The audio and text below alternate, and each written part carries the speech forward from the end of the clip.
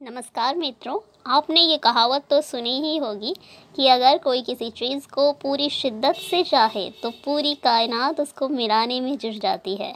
कुछ ऐसा ही हो रहा था आईपीएस गरिमा जी के साथ। आईपीएस गरिमा जी जो कि 24 वर्षीय थी, सपना था वर्दी का, आईपीएस का। एक दिन उनके पापा घर आते हैं और बताते हैं कि आज ऑफिस में अग्रवाल जी आए थे और अपने बेटे के बारे में बता रहे थे। उनका बेटा दिल्ली में एक अच्छी कंपनी में सेटल्ड है। और फिर पापा गरिमा की ओर इशारा कर अपनी पत्नी से कहते हैं, क्यों ना हम गरिमा की शादी अग्रवाल जी के बेटे के साथ कर दें। ये सुनकर गरिमा के मन में अजीब सी तूफान पैदा हुई। लेकिन अगले ही पल गरिमा के पिता ये भी कहते हैं कि आगे की यूपीएससी की तैयारी वो शादी के बाद करवाते रहेंगे। गरिमा अपने पिताजी की बात काट नहीं पाई, पर उन्हें क्या पता था कि आगे चलकर क्या होने वाला है।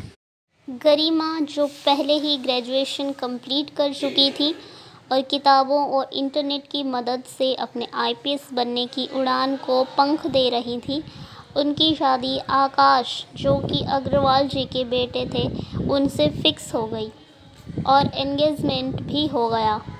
पर आकाश को गरिमा के ऊपर शादी के पहले ही संदेह होने लगता है। वो सोचते हैं कि गरिमा की चाल चलन अच्छी नहीं है। ये सब वो गरिमा की कॉल हिस्ट्री के आधार पर कहते हैं।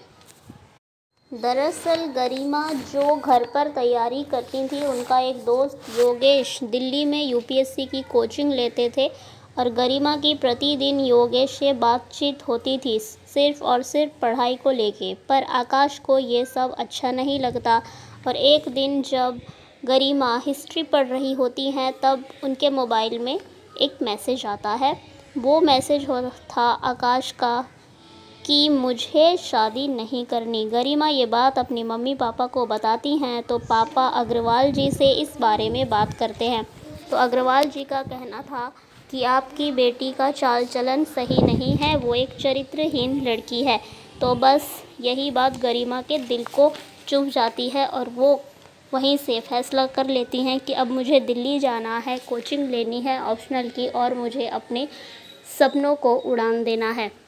और यही चरित्रहीन लड़की एक दिन वर्दी में ज़रूर चमकेगी।